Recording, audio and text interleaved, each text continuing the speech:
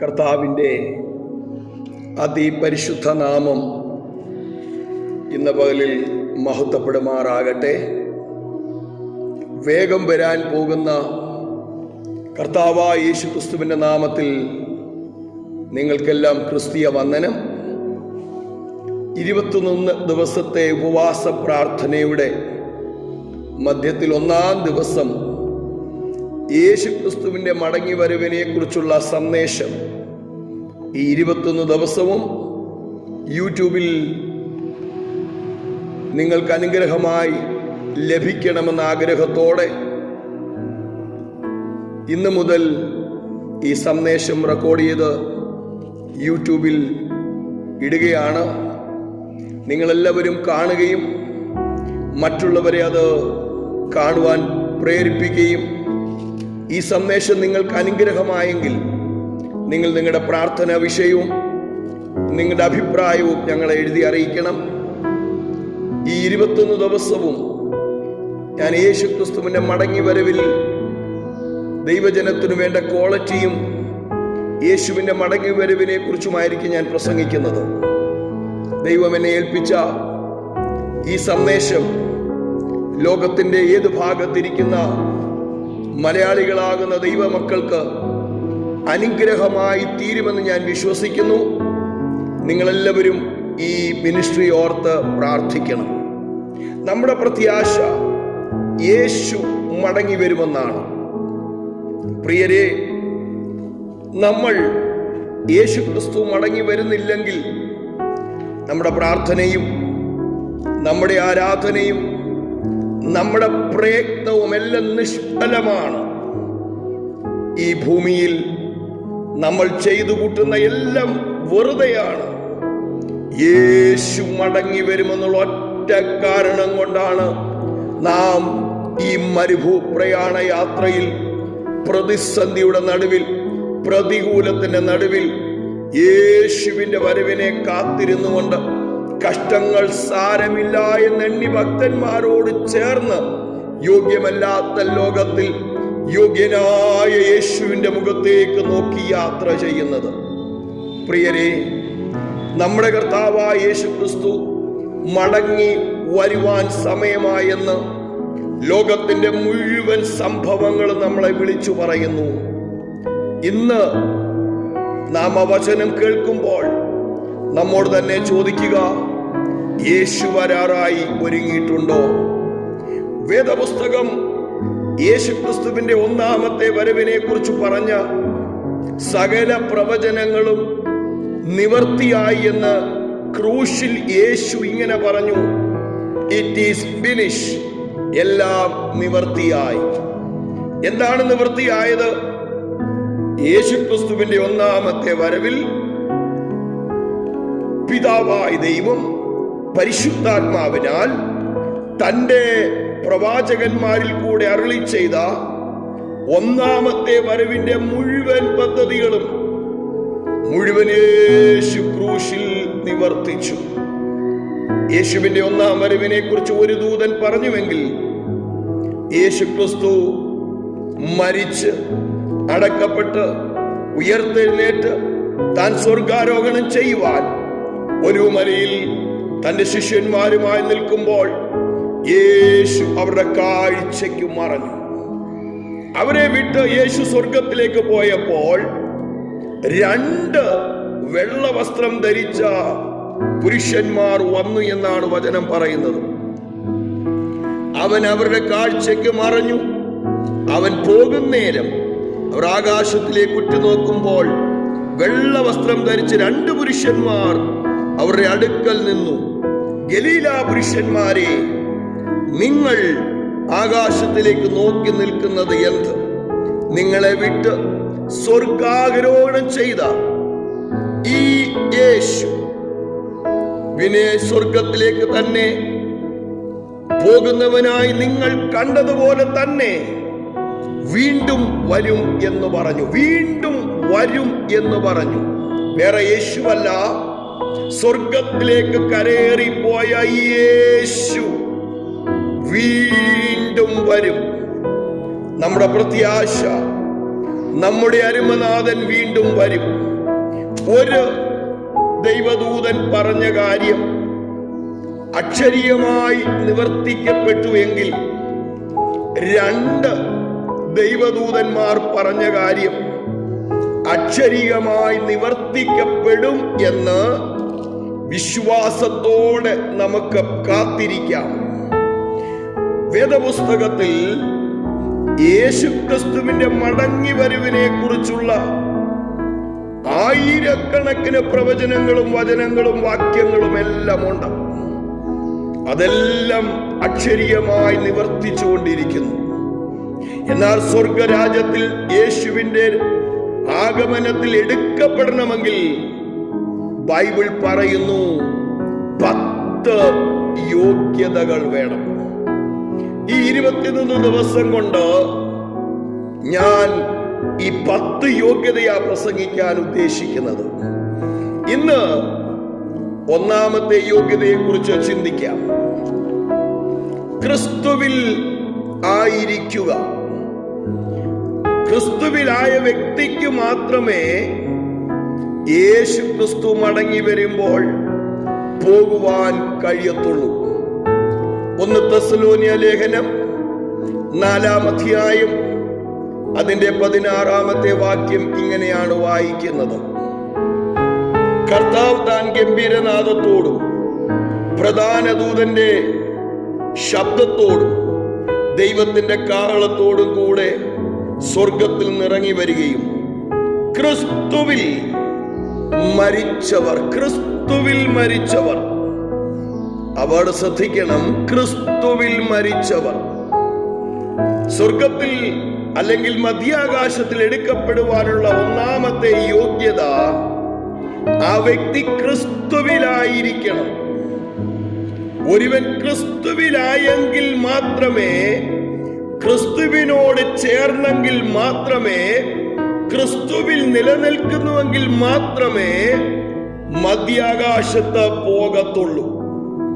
ക്രിസ്തുവിലാകാത്ത ആർക്കും ക്രിസ്തുവിന്റെ വരവെങ്കിൽ ഓഹരിയില്ല. എത്ര പ്രാർത്ഥിച്ചാലും, എത്ര നേർച്ച കാഴ്ച കൊടുത്താലും, എന്തെല്ലാം ചെയ്താലും നീ എന്നുവരെ ക്രിസ്തുവിലാകുന്നില്ലയോ നിനക്കുറപ്പ് പറയാൻ കഴിയത്തില്ല യേശു മടങ്ങി വരുമ്പോൾ ഞാൻ പോകുമെന്ന്. ഒരു വ്യക്തിക്ക് യേശു മടങ്ങി വരുമ്പോൾ പോകണം എന്ന് ഉറപ്പു തരുന്നത് അവൻ ക്രിസ്തുവിലായിരിക്കുമ്പോഴാണ്. ബൈബിൾ പറയുന്നു, ഒരുവൻ ക്രിസ്തുവിലായാൽ പുതിയ സൃഷ്ടിയാകുന്നു, പഴയത് കഴിഞ്ഞുപോയി. പ്രിയനെ, നീ ക്രിസ്തുവിലാകുമ്പോൾ നിന്റെ പ്രത്യാശ എന്ന് പറയുന്നത് യേശു മടങ്ങി വരും. അവൻ മടങ്ങി വരുമ്പോൾ നീയും അവനോട് ചേരാൻ മരിച്ചാലും ജീവിച്ചാലും എഴുന്നേറ്റു വരും. Price the Lord. 1 കൊരിന്ത്യർ 15-ാം അധ്യായം അതിന്റെ 3-4 വാക്യത്തിൽ വളരെ വ്യക്തമായിട്ട് യേശു ക്രിസ്തു തിരുവെഴുത്തുകളിൻ പ്രകാരം അവൻ ഈ ഭൂമിയിൽ വന്നു, മരിച്ചു, അടക്കപ്പെട്ടു, ഉയർത്തെഴുന്നേറ്റു എന്ന് വളരെ ശക്തിയോടെ ദൈവവചനം നമ്മളെ പഠിപ്പിക്കുന്നു. പ്രിയരെ, തിരുവെഴുത്ത് പറയുന്നത് വിശ്വസിക്കുക. തിരുവെഴുത്ത് എന്താണ് നമ്മെ പഠിപ്പിക്കുന്നത്? തിരുവെഴുത്ത് വിശ്വസിക്കുക എന്നുള്ളത് ഇത് ചുമക്കുന്ന ഓരോ വ്യക്തികളുടെയും അവകാശമാണ്. റോമാലേഖനം 10-ാം അധ്യായം അതിന്റെ 11-ാമത്തെ വാക്യം ഞാൻ ചേർത്ത് വായിക്കട്ടെ. അവനിൽ വിശ്വസിക്കുന്നവൻ ഒരുത്തനും ലജ്ജിച്ചു പോകയില്ല എന്ന് തിരുവെഴുത്തിൽ അരുളി ചെയ്യുന്നു. ലോകം എന്തു പറയുന്നു എന്നുള്ളതല്ല, ഡോക്ടർ നിന്നോട് എന്തു പറയുന്നു എന്നുള്ളതല്ല, നിന്റെ ചാർച്ചക്കാരും നിന്റെ സമൂഹവും നിന്നോട് എന്തു പറയുന്നു എന്നുള്ളതല്ല. ഇന്ന് പോലും ഞാൻ ചേർത്ത് പറയട്ടെ, വചനത്തിൽ കൂടെ തിരുവെഴുത്ത് നിന്നോട് എന്തു പറയുന്നു? പ്രിയനെ, തിരുവെഴുത്ത് പറയുന്നു, നീ യേശു ക്രിസ്തുവിൽ വിശ്വസിച്ചാൽ നീ ലജ്ജിച്ചു പോകത്തില്ല. അപ്പൊ നമ്മുടെ ചിന്താവിഷയം മറന്നു പോകരുത്. യേശു മടങ്ങി വരും. യേശു മടങ്ങി വരുമെന്ന് തിരുവെഴുത്ത് സ്പഷ്ടമായി രേഖപ്പെടുത്തിയിരിക്കുമ്പോൾ തിരുവെഴുത്തിൻ പ്രകാരം യേശുവിന്റെ മടങ്ങി വരവിനെ ഇന്ന് പകലിൽ ഞാൻ നിങ്ങളോട് വിളിച്ചു പറയുക. 2 തെസ്സലോനിക്കർ 2-ാം അധ്യായം 1-ാം വാക്യത്തിൽ പൗലോസ് അപ്പോസ്തലൻ ആ വാക്ക് ഇങ്ങനെ വിളിച്ചു പറയുന്നു. ഇനിയും സഹോദരന്മാരെ, നമ്മുടെ കർത്താവായ യേശുക്രിസ്തുവിന്റെ പ്രത്യക്ഷതയും അവന്റെ അടുക്കിലേക്കുള്ള നമ്മുടെ സമാഗമനവും സംബന്ധിച്ച് ഞങ്ങൾ നിങ്ങളോട് അപേക്ഷിക്കുന്നത്, കർത്താവ് വരും എന്ന ഉറപ്പ് തിരുവചനം പഠിപ്പിക്കുകയാണ്. യേശുക്രിസ്തു മടങ്ങി വരും. ആരാണ് പറയുന്നത്? തിരുവചനത്തിൽ എഴുതിയിരിക്കുന്നു. യേശുക്രിസ്തു ഭൂമിയിലായിരുന്നപ്പോൾ താൻ മരിച്ചു അടക്കപ്പെട്ടു 3-ാം ദിവസം ഉയർത്തെഴുന്നേറ്റ് ആഴ്ചവെടുത്തിന് 1-ാം ദിവസം അന്ന് തന്നെ 2 ശിഷ്യന്മാർ യെരുശലേമിൽ നിന്ന് എമ്മൗസിലേക്ക് യാത്ര ചെയ്തു. ആ ഭാഗം എല്ലാ ദൈവജനത്തിനും അറിയാം. ലൂക്കോസിന്റെ സുവിശേഷം 24-ാം അധ്യായം 25 മുതൽ നാം വായിക്കുമ്പോൾ ആ 2 പേരും യെരുശലേമിൽ എമ്മൗസിലേക്ക് യാത്ര ചെയ്യുമ്പോൾ അവരുടെ ചർച്ചാ വിഷയം അവർ തർക്കിച്ചും വാദിച്ചും കൊണ്ടാ പോകുന്നത്. അവർ തർക്കിച്ചും വാദിച്ചും കൊണ്ട് പോകുമ്പോൾ യേശു താനും അവരോട് ചേർന്ന് നടന്നു. പ്രിയനെ, നീ തർക്കുകയും നീ വാദിക്കുകയും ചെയ്യുമ്പോൾ നിന്റെ അടുക്കൽ ഒരുവൻ ഉണ്ടെന്ന് മറന്നു പോകരുത്. മലാക്കി 4:16 ഇങ്ങനെയാ പറയുന്നത്, യഹോവ ഭക്തന്മാർ തമ്മിൽ തമ്മിൽ സംസാരിച്ചു, യഹോവ ശ്രദ്ധ വച്ച് കേട്ടു. ഇന്ന് പകലിൽ സൂക്ഷിക്കണം. നീ പറയുന്നത് കേൾക്കുന്ന ഒരുവൻ നിന്റെ മധ്യത്തിലുണ്ട്. നീ പറയുന്നത് ശ്രദ്ധിക്കുന്ന ഒരുവൻ നിന്റെ മധ്യത്തിലുണ്ട്. നിന്റെ വാ തുറന്ന് അവിശ്വാസത്തിന്റെ വാക്ക് പറയരുത്. നിന്റെ വാ തുറന്ന് നിന്റെ പ്രതിസന്ധിയെ നോക്കി അവിശ്വാസത്തിന്റെ വാക്ക് പറയരുത്. നീ വാ തുറന്ന് കുറ്റം പറയരുത്. നീ വാ തുറന്ന് കഴിഞ്ഞ ദിവസങ്ങളിൽ ദൈവം നിനക്ക് ചെയ്ത നന്മയോർത്ത് സ്തോത്രം ചെയ്യാൻ തുടങ്ങ്. നിനക്ക് വേണ്ടി ദൈവം ഒരു അത്ഭുതം ചെയ്യും.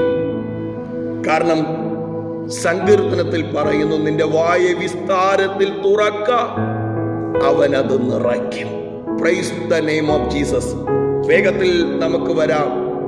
ലൂക്കോസിന്റെ സുവിശേഷം 24-ാം അധ്യായം 25 മുതൽ 27 വരെയുള്ള വാക്യങ്ങൾ ഇങ്ങനെയാണ് വായിക്കുന്നത്.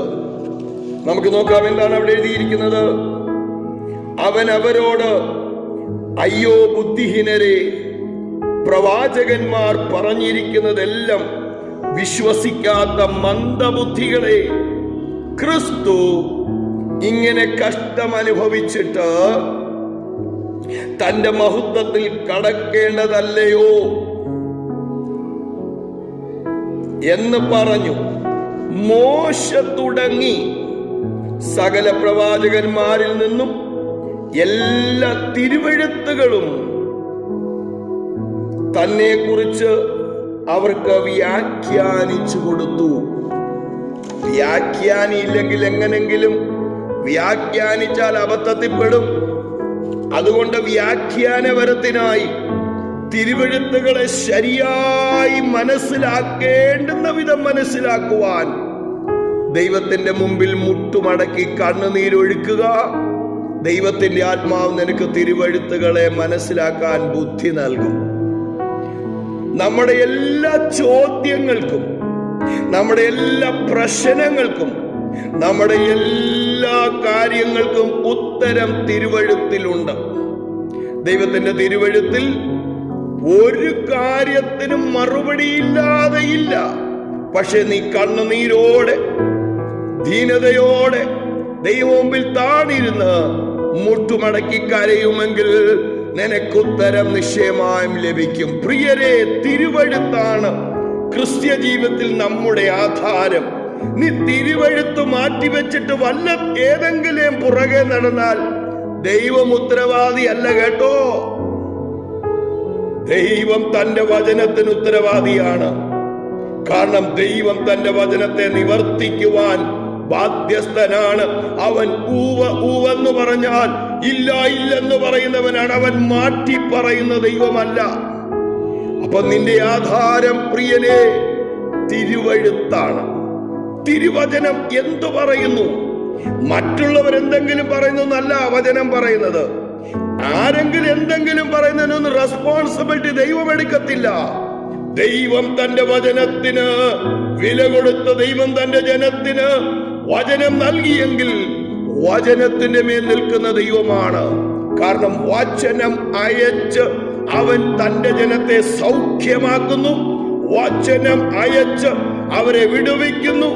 വചനം അയച്ച് അവരെ രക്ഷിക്കുന്നു. മടങ്ങി വരാം.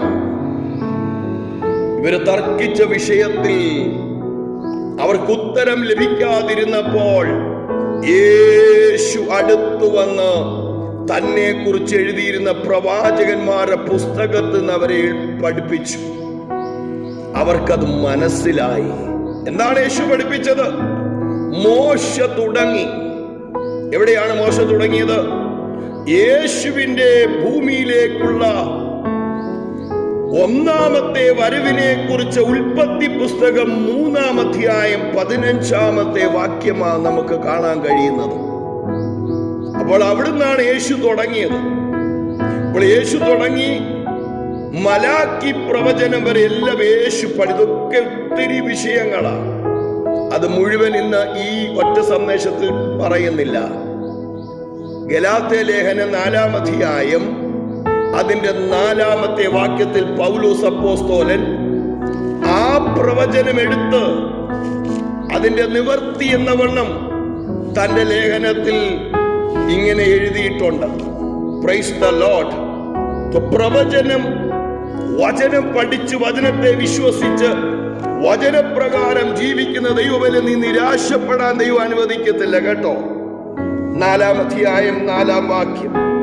എന്നാൽ കാലസമ്പൂർണത വന്നപ്പോൾ ദൈവം തന്റെ പുത്രനെ സ്ത്രീയിൽ നിന്ന് ജനിച്ചവനായി ന്യായപ്രമാണത്തിന് കീഴിൽ ജനിച്ചവനായി നിയോഗിച്ച് അയച്ചു. Price the Lord.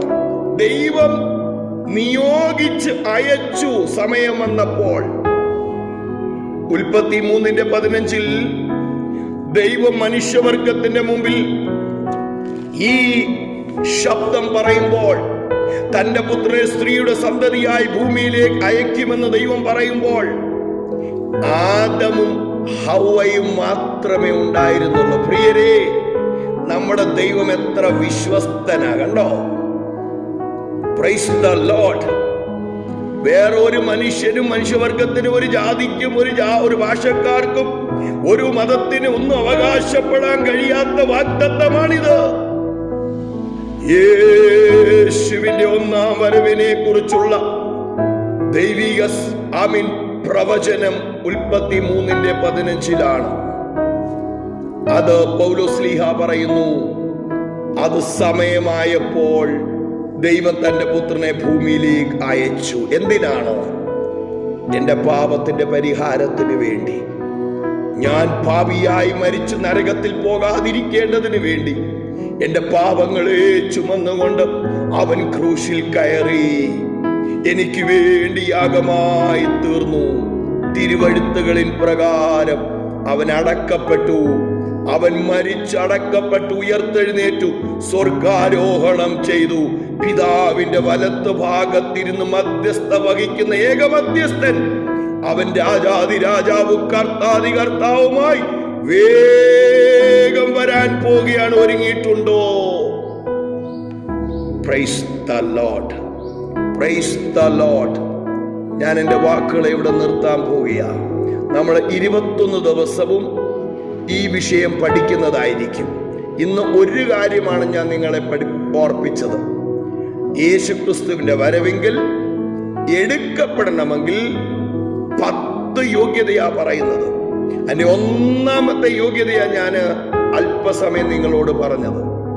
ക്രിസ്തുവിലായിരിക്കുക. പ്രിയനെ, നീ ക്രിസ്തുവിലാണോ? നിനക്ക് ഭയപ്പെടേണ്ട.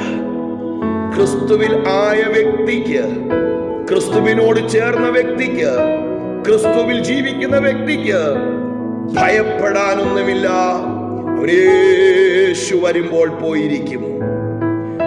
യേശു ക്രിസ്തുവിൽ അല്ലാതെ പ്രാർത്ഥിച്ചതുകൊണ്ടോ, ദാനധർമ്മം ചെയ്തതുകൊണ്ടോ, സോഷ്യൽ വർക്ക് ചെയ്തതുകൊണ്ടോ ഒരു കാരണവശാലും സ്വർഗരാജ്യത്തിൽ പോകത്തില്ല. യേശു മടങ്ങി വരും. അത് സത്യമാണ്. അത് മാറ്റമില്ലാത്ത സത്യമാണ്.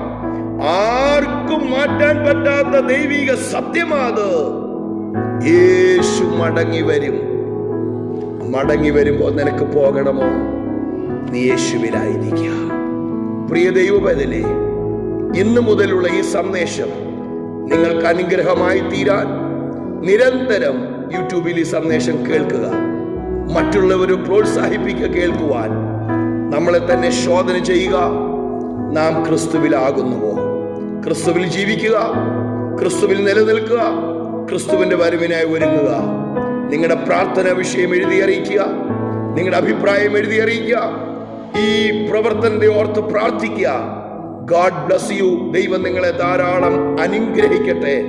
May God bless you. Thank you. God bless you.